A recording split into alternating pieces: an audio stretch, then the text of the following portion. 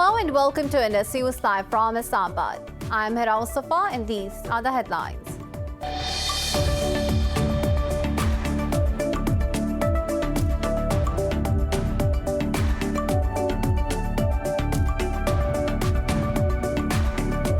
Islamabad and Riyadh have agreed to establish the Pakistan-Saudi Supreme Coordination Council to further improve bilateral ties. Meeting his Pakistani counterpart Shah Mahmood Qureshi in Islamabad, Saudi Foreign Minister Prince Faisal bin Farhan Al Saud said the kingdom is looking to expand the dimensions of its relationship with Pakistan. Qureshi urged Saudi Arabia to invest in the flagship China-Pakistan Economic Corridor project.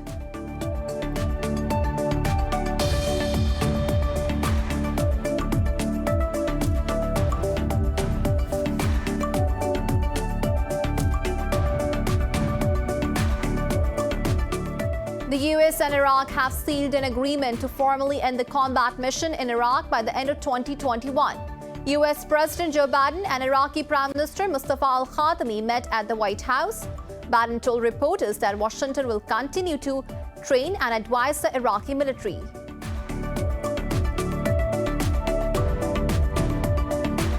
In Pakistan, the 73rd martyrdom anniversary of Captain Raja Sarwar is being observed today.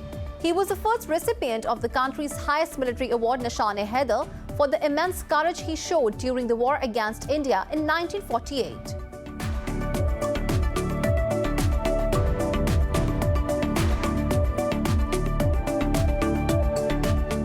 Brazil has recorded more than 500 coronavirus deaths and nearly 19,000 new cases overnight.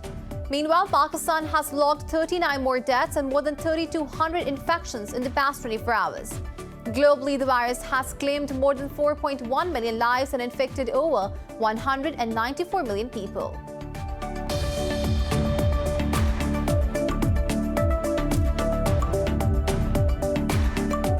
A 19-year-old Pakistani has become the youngest climber to summit the world's second tallest peak, K2. Shehroz Kashif also scaled the world's 12th highest mountain, Broad Peak, at the age of 17. In May, he became the youngest Pakistani to scale Mount Everest, the world's highest mountain.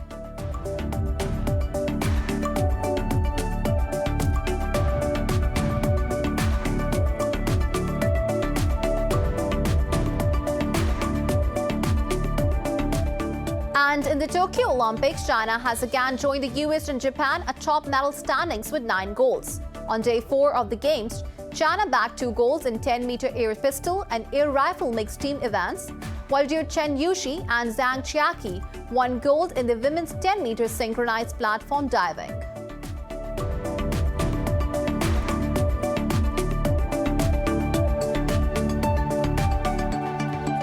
Well, those were the headlines. News in detail coming after the short break. Stay with us.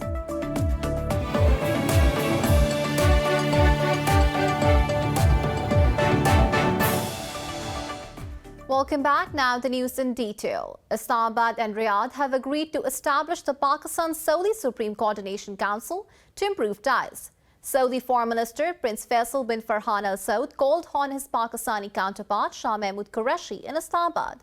More in this report.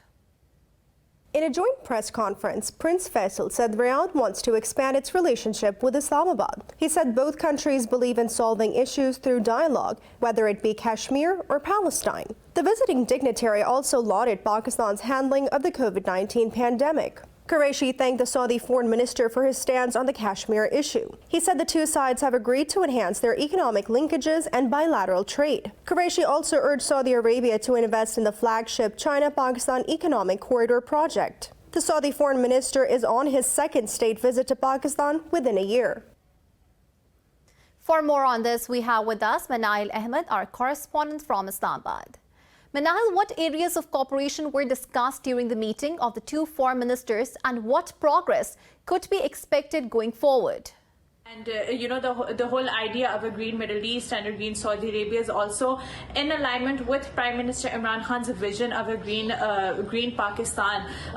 These new initiatives that are being taken place between Saudi Arabia and Pakistan do seem to be taking the relationship of these two countries to a different level. This importance of the Saudi foreign ministers is of extreme importance. Right. Manahil, what are further engagements of the Saudi dignitary in Pakistan today? Well, yes, you see, the Foreign Minister of Saudi Arabia, he arrived earlier today in Islamabad, and he held bilateral meetings with Foreign Minister Shah Mahmood Qureshi. After which they launched a joint stakeout. After that, the Foreign Minister is also expected to meet dignitaries in Pakistan, and he is also expected to have a meeting with Prime Minister Imran Khan today. Where the Foreign Minister did say that his visit in Pakistan is a follow-up of the meeting that was held between Prime Minister Imran Khan and the Crown Prince early in May when the Pakistan-Saudi Supreme Coordination Council was launched. He will be holding these meetings today. It's a one-day official trip, and then he will be returning back to Saudi Arabia with his delegation that comprises of senior officials from the Saudi government.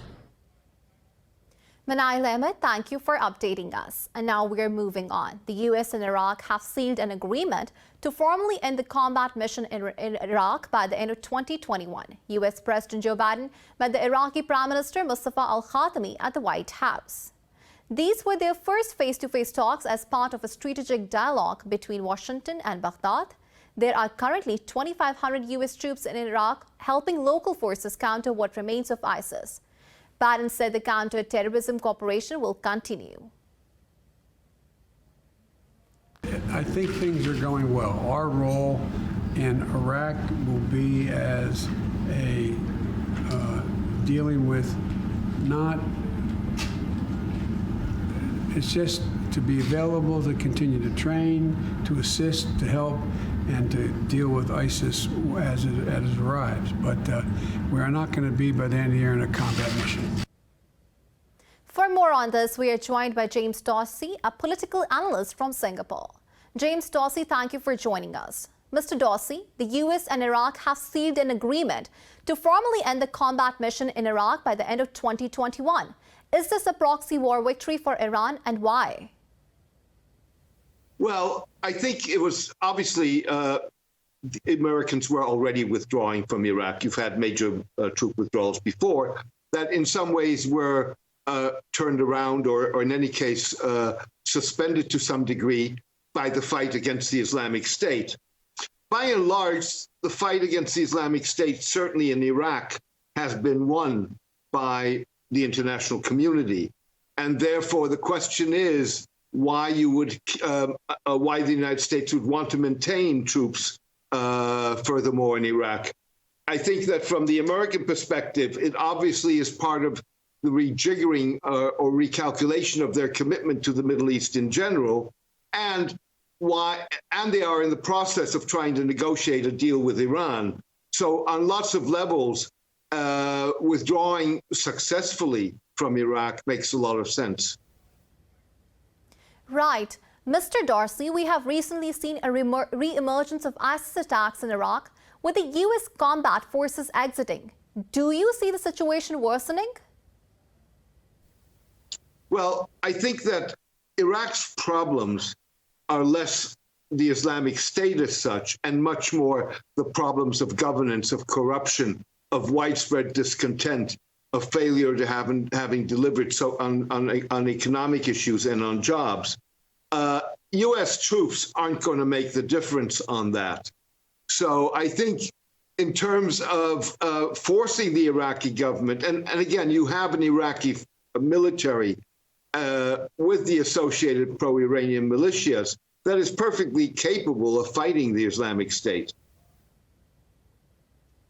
Mr. Dorsey, what is the policy shift regarding this region does American withdrawal from Afghanistan and now from Iraq signify?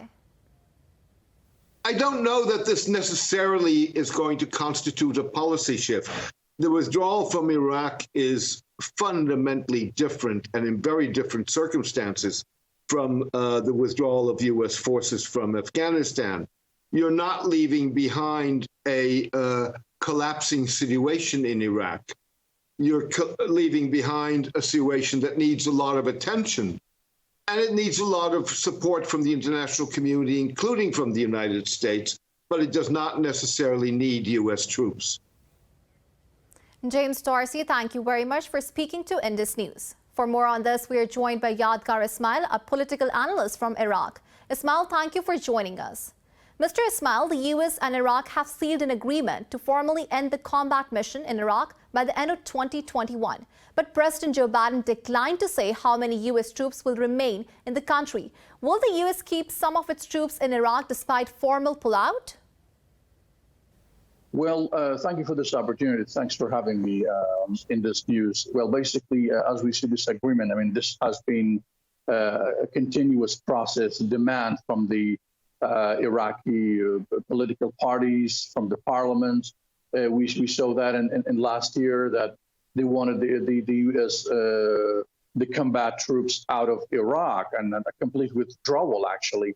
And then now, to what extent this will be implemented? I mean, according to the agreement that we have seen between the Prime Minister of Iraq and the President of the USA, the pullout, the withdrawal will be by the end of this year. So this means that the U.S., perhaps this administration is continuing the same policy of the previous administration, because let's not forget the fact that there is a consensus amongst the Iraqis, most of them, of course, not all of them, let's be precise, and the Americans to actually finally withdraw and end the combatant mission or the military, of the U.S. Army on Iraqi soil.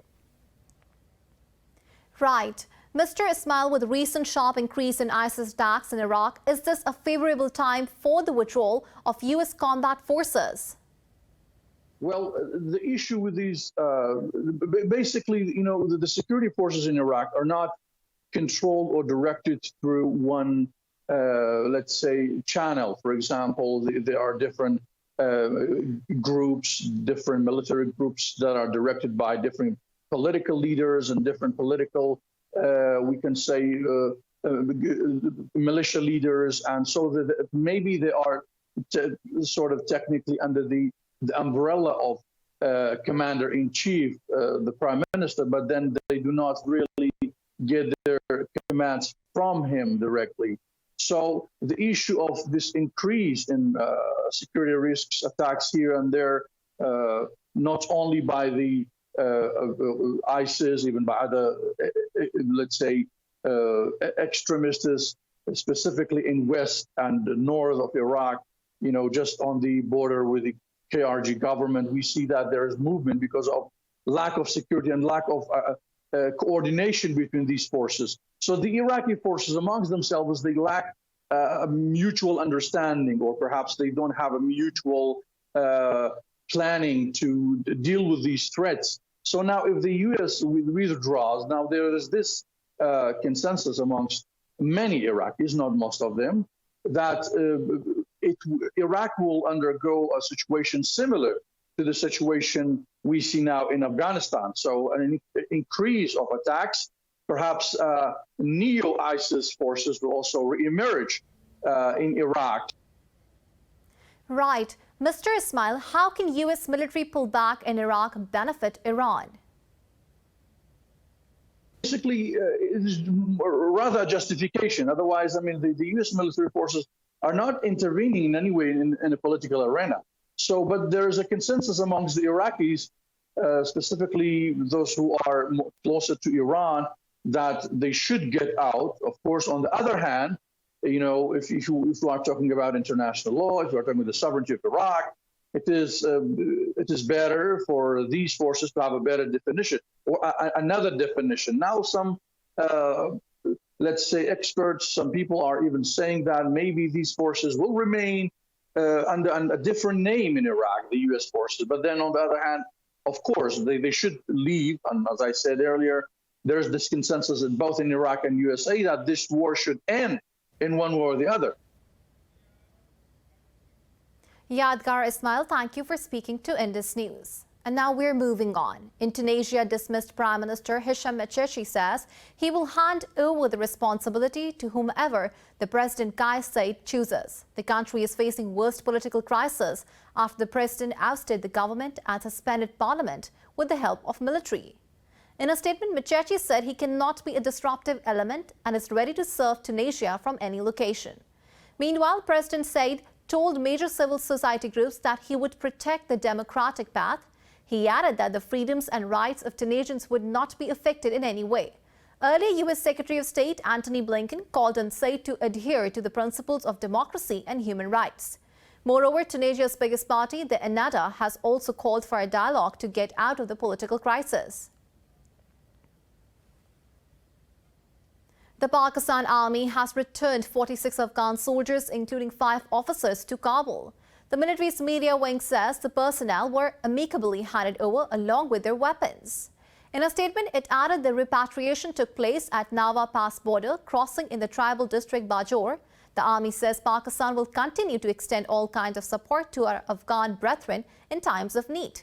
The troops had requested safe passage into Pakistan after losing a military post on the Pak-Afghan border.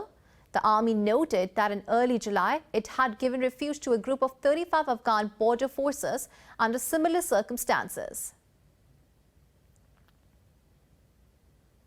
Pakistan's National Security Advisor has left for an official visit to the United States. Mohit Yusuf is accompanied by the Director General of Inter-Services Intelligence, Lieutenant General Faiz Hamid. The NSA office said Yusuf will hold talks with his U.S. counterpart, Jake Sullivan, and other Biden administration officials. It said bilateral ties, Afghanistan, and other regional and international issues are on agenda. Yusuf will also be interacting with the Pakistani American community, U.S. think tanks, and media. His visit is part of high-level bilateral engagements between the two countries. In Pakistan, the 73rd martyrdom anniversary of Captain Raja Muhammad Sarwar is being observed today. Hailing from the city of Gujarkhan, he was the first recipient of the country's highest military award, Nishan-e-Haider. He showed immense courage during the war against India in 1948 and inflicted heavy losses on the enemy. In a tweet, the military's media wing paid tribute to Sarwar on behalf of the nation. Major General Babar Iftikhar said Sarwar's sacrifice will inspire many generations of defenders.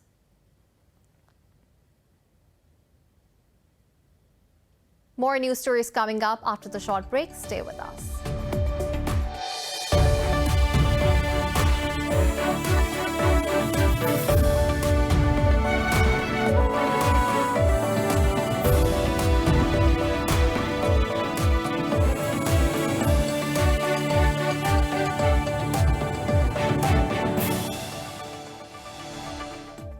Welcome back. South and North Korea have restored their hotlines after over a year in a bid to rebuild strained ties. The North unilaterally severed them in protest against anti-Pyongyang leaflets in the South. The South Korean president's press secretary said leaders of the two states have exchanged multiple letters since April. In a statement, Park Soo-hyun said Moon Jae-in and Kim Jong-un agreed to restore the hotlines as a first step. He added they also agreed to regain trust as soon as possible and foster progress on bilateral relations. North Korean state media termed the move a big stride in recovering mutual trust and promoting reconciliation. Meanwhile, in Pyongyang, Supreme Leader Kim Jong-un marked the 68th anniversary of the Korean War armistice. The United States says it is committed to having a constructive relationship with China and working on common challenges. U.S. Defense Secretary Lloyd Austin made those remarks during a speech in Singapore in which he laid out his vision for ties with Beijing. Austin said he is willing to pursue stable ties with China, including improved communications with the People's Liberation Army. He added that though Washington does not seek confrontation, but it will not flinch when its interests are threatened. The U.S. has put countering China at the heart of its national security policy for years. Meanwhile, a top Chinese diplomat on Monday accused the U.S. of creating an imaginary enemy to divert attention from domestic problems. Beijing has opposed recent remarks by British Defense Secretary Ben Wallace on the South China Sea. During a visit to Vietnam, Wallace rejected China's territorial claims in the area and backed a 2016 tribunal ruling. In a statement, China's embassy in the UK said these comments disregard historical merits and objective facts. A spokesperson said the irresponsible remarks sow discord among regional countries and undermine peace. Beijing also termed the arbitral tribunal ruling on the South China Sea as illegal, null and void. The embassy rejected allegations that freedom of navigation is under threat in the maritime passageway. Brazil has recorded more than 500 coronavirus deaths and nearly 19,000 new cases overnight. Globally, the virus has claimed more than 4.1 million lives and infected over 194 million people. More in this report. Concerns over surging coronavirus infection due to the Delta variant have prompted the world to reconsider the path to post-pandemic normalcy. The UN has warned that pandemic is hitting conflict-ridden and impoverished countries much worse this year than in 2020. Amid rising vaccine inequalities, the World Bank announced a financing mechanism for developing states to purchase vaccines collectively through the COVAX facility. Over in the United States, a new study has found that a number of COVID-19 cases in the country may have been undercounted as much as by 60%. Meanwhile, President Joe Biden has announced an initiative to ban discrimination against people disabled by long-term symptoms of COVID-19. And today, finally, I'm proud to announce a new effort, the first of its kind, to help Americans grappling with long-term effects of COVID-19 that doctors call long COVID. Many Americans who seemingly recover from the virus still face lingering challenges like breathing problems, brain fog, chronic pain, and fatigue. These conditions can sometimes rise to the level of a disability. In Europe, Russia has given the green light for the clinical trials combining a shot from the AstraZeneca with a Sputnik V vaccine. Cases fell in the United Kingdom for the sixth day running to nearly 25,000, the lowest in 3 weeks. However, in Spain, new coronavirus infections continue to rise. We are still seeing significant differences among the different age groups, and that is without a doubt due to the vaccination in people over 40. Now, the 14-day incidence rate is around 700 per 100,000 inhabitants in Spain. In Australia, Victoria State has announced to lift a strict lockdown after curtailing the spread of COVID-19. However, neighboring New South Wales faces an extension of restrictions after daily cases hit a 16-month peak. Moving on to Pakistan, has registered 39 more coronavirus deaths and over 3,200 cases in the past 24 hours. The health ministry says the death toll has risen to 23,087. The country's positivity rate has declined to 6.6%. The country has so far logged more than 1,011,000 cases. More than 928,000 people have recovered. Of about 60,000 active cases, over 2,700 are critical. Meanwhile, the country has received 3 million more doses of the Moderna vaccine through the COVAX facility. In India, 6 police officers and a civilian have been killed in clashes over a border dispute between Assam and Mizoram states. More than 70 others were hurt as tensions on the border escalated. Central forces have now been deployed in the area to bring the situation under control. Mizoram Chief Minister Zoramthanga said his government deeply regrets the needless injuries. This latest clash was the culmination of tension simmering between locals of 2 neighboring villages. A recent encroachment drive by the Assam police is believed to have added to the tensions.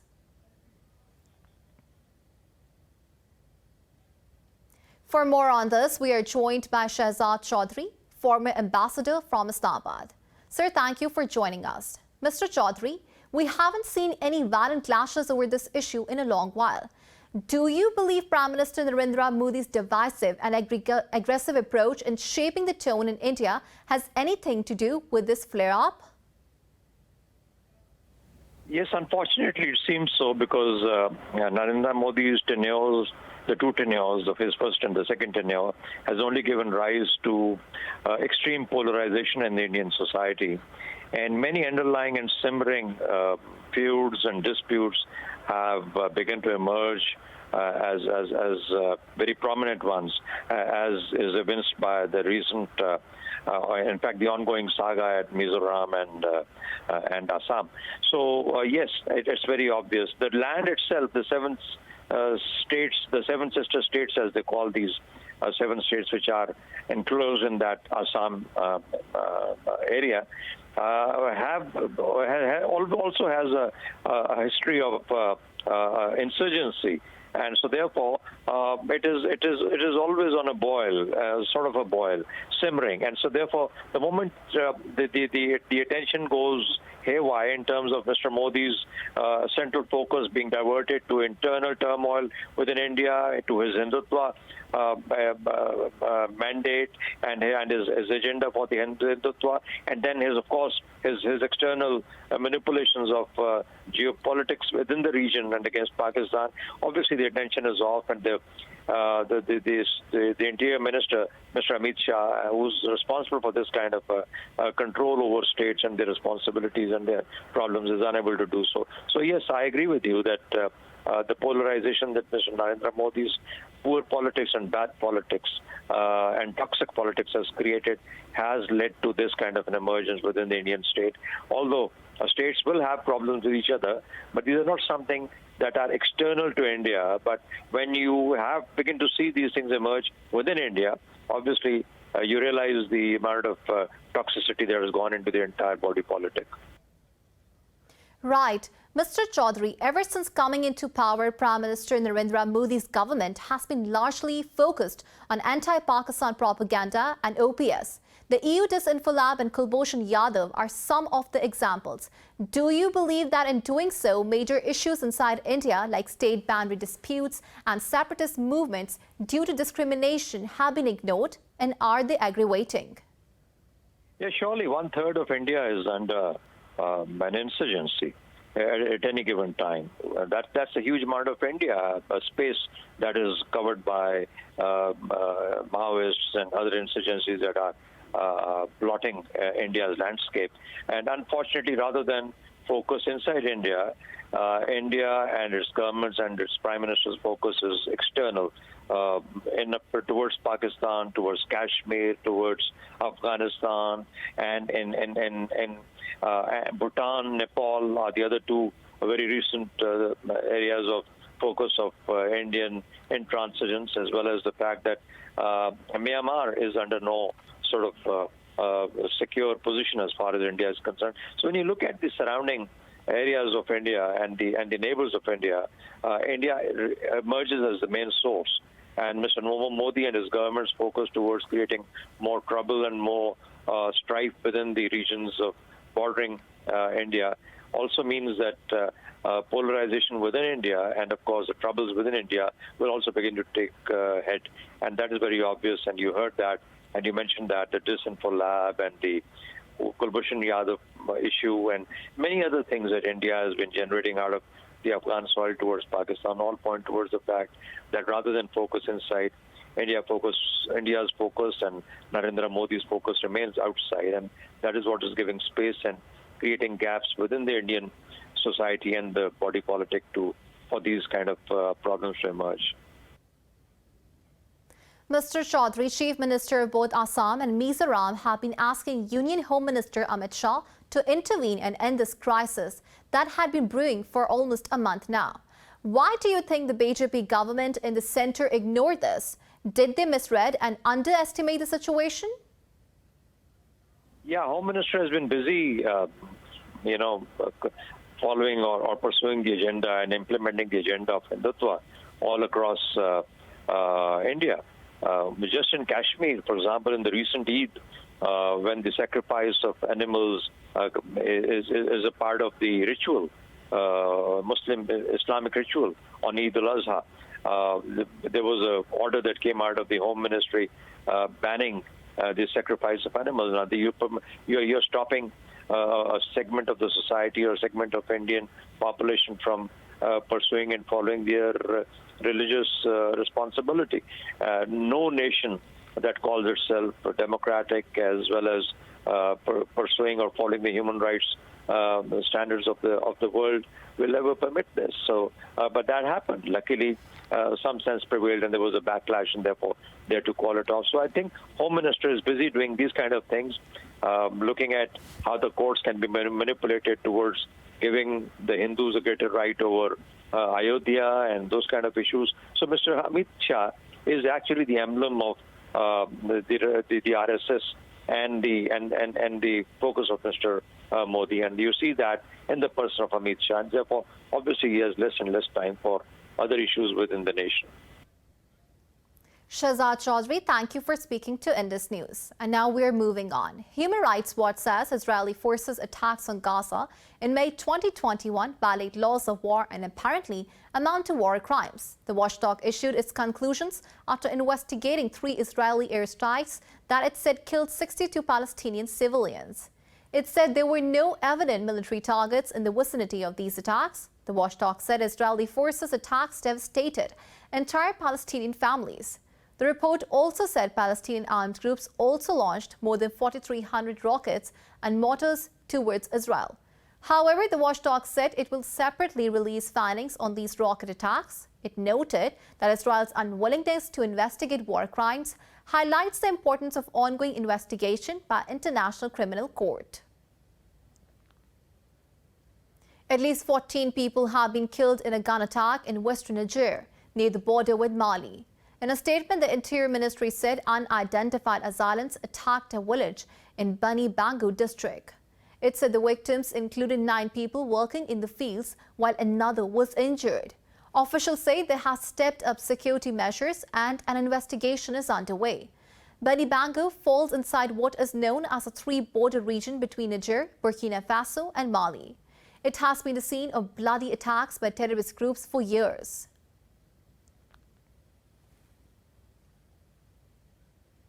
At least 57 migrants are presumed dead as their boat capsized in the Mediterranean Sea off the Libyan coast. The UN Migration Agency says 18 people have been rescued by coast guards and fishermen. Spokesperson Safa Masali said the boat left Libya's western coastal town of Homs with 75 migrants on board. She said survivors reported at least 20 women and 2 children among those who drowned. She said the vessel reportedly stopped due to an engine problem, then capsized amid bad weather.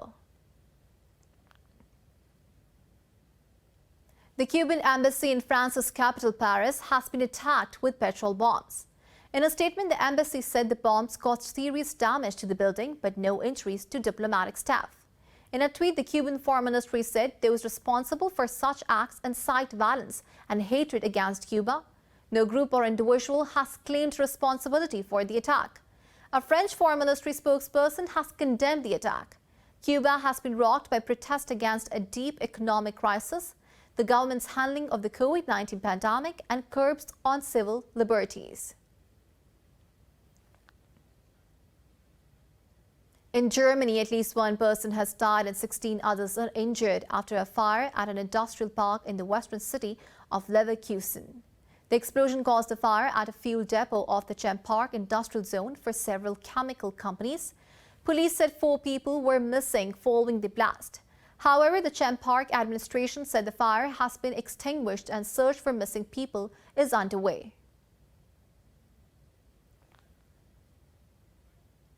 The U.S. says it is ready to work with Pakistan in addressing the issues of climate change.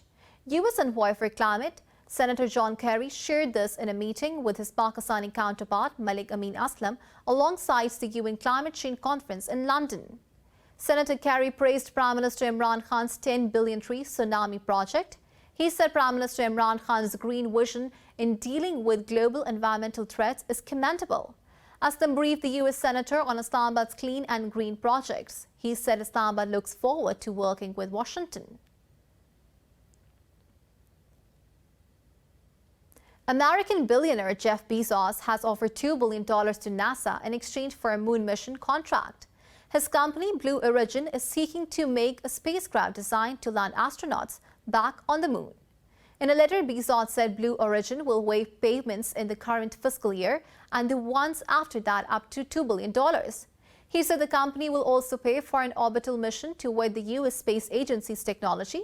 Bezos noted NASA's short-term and long-term lunar ambitions will be delayed without competition. Meanwhile, SpaceX just scored another major contract to launch NASA's Jupiter moon mission.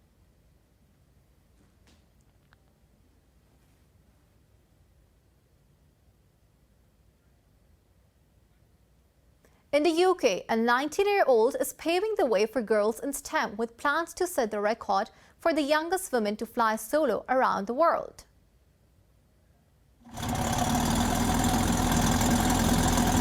Belgian Zara Rutherford sets off on her 32,000-mile journey in her Shark ultralight plane on August 11. Once complete, she will also become the youngest person to fly the world's fastest microlight aircraft around the world. So growing up, I didn't really see many female pilots or female computer scientists. Those are two of my passions, and it's quite discouraging when there's no one that can relate to you that does any of those things. So then I wanted to fly around the world, hopefully have other girls see me and think I'd love to fly one day too. Rutherford's parents, Beatrice Desmet and Sam Rutherford, are both pilots themselves. While her father was excited, her mother says she had mixed feelings when her daughter announced her gap year plans. Obviously mixed feelings. When she first told me about it, my heart skipped a beat. It took me a bit of time to digest, and now I'm so proud and fully behind her. But as I said, mixed feelings. The teenager will be funding the trip herself with the help of sponsors and hopes to complete the journey in around 2 to 3 months. Who said French fries were dorm food? An upscaled version of the dish is sprinkled with gold and sold for a whopping $200 in the US. More in this report.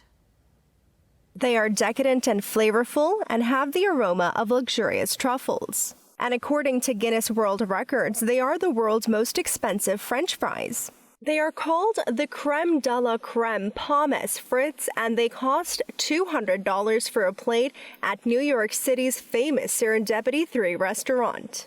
So it's a thrice cooked process. So we do a first blanch inside Dom Perignon and a French champagne vinegar. We'll cool it down, and then we will then do the first fry, which is at 325 degrees, and then we will cool that down and finish it off at 375 degrees. So this process is really going to ensure that it has a crispy exterior and a fluffy interior.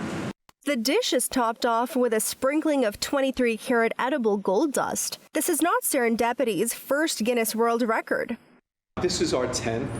We have everything from the world's largest wedding cake, the world's most expensive ice cream sundae, the world's most expensive burger, the world's largest cup of hot cocoa. We've done a lot. Serendipity was closed during the COVID-19 pandemic, and chefs thought the fancy French fries would be a good way to announce their restaurant's return.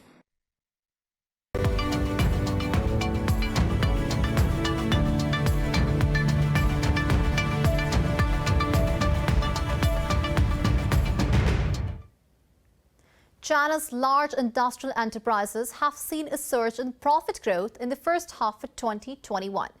This follows a stable recovery in industrial demand and improving business performance. Official data shows these firms amassed a total profit of $651 billion in the first 6 months. The National Bureau of Statistics said the profits are up by almost 67% year-on-year. The NBS noted profits of major industries rose by 45.5% in the first half. In the second quarter, industrial profits rose 36% year-on-year, up 42.5% from last year.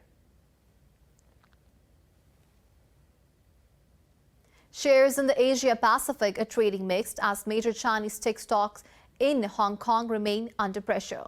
Hong Kong's Hang Seng is leading the losses, diving over 2%. Meanwhile, stocks in mainland China have slid over 0.5%. However, Japan's Nikkei 225 and the ASX 200 in Australia have gained nearly 0.5%. Seoul's Kospi has also edged up marginally.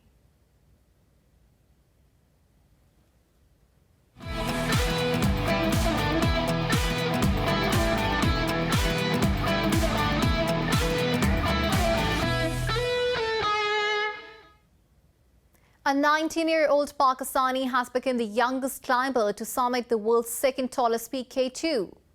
Sheroz Kashif also scaled the world's 12th highest mountain, Broad Peak, at the age of 17. In May, he became the youngest Pakistani to scale Mount Everest, the world's highest mountain.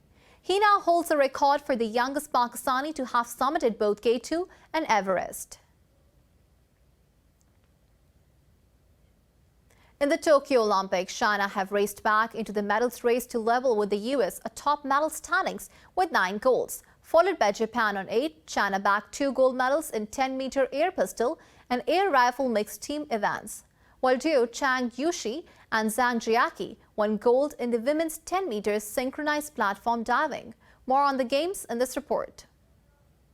The day 4 of the Olympics features a total of 22 gold medal events. American Lydia Jacoby won gold in the women's 100-meter breaststroke to lift the United States to the top of the standings. Australia bagged their 3rd gold as Kaylee McCowan powered to a victory in the women's 100-meter backstroke. Britain claimed their 4th gold medal with Tom Dean winning the men's 200-meter freestyle. Russians Evgeny Rylov and Kilmant Kolesnikov took the top spots. Meanwhile, China won the 10-meter air pistol mixed team gold at the Osaka shooting range. In the women's triathlon, Flora Duffy achieved instant national hero status as she won Bermuda's first Olympic gold medal. In tennis, home favorite Naomi Osaka has crashed out of the Olympics after losing to Czech Martika Vondrousova. In men's singles, Greek Stefanos Tsitsipas beat American Francis Tiafoe 6-3, 6-4 to reach the 3rd round. Meanwhile, Olympics organizers have reported 7 new games-related COVID-19 cases, including 2 athletes.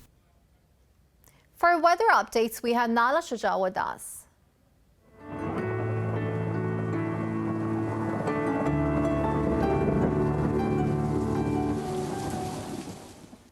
Thank you. We're going to start off with Abu Dhabi, where the weather is expected to be extremely hot, with temperatures rising to 44 degrees Celsius. While in Amsterdam, thunderstorms are anticipated with temperatures at 21 degrees Celsius. If we head to Ankara, the weather is partially sunny with temperatures at 31 degrees Celsius. Moving down under to Auckland, the temperature is chilly at 14 degrees Celsius with clouds overhead. Now, if you are traveling to Bangkok, there will be cloudy weather with temperatures around 33 degrees Celsius. In Beijing, the clouds are veiling the sun with temperatures at 28 degrees Celsius, while Beirut will be experiencing some sunny weather with temperatures at 32 degrees Celsius. Berliners will be experiencing temperatures at 26 degrees Celsius with clouds making the weather more pleasant. Now heading to Cairo, the sun will be out with 37 degrees Celsius. Down under in Canberra, the temperatures are at 15 degrees Celsius with clouds swirling overhead, veiling the sun. In Islamabad, the temperatures are at 35 degrees Celsius, accompanied by some thunderstorms. While in Jakarta, the temperatures are steady at a 34 degrees Celsius with some partial sun in the forecast. That's all for now. Back to you. Thank you, Naila. That's all for now. For the latest updates, you can follow us on social media at indus.news.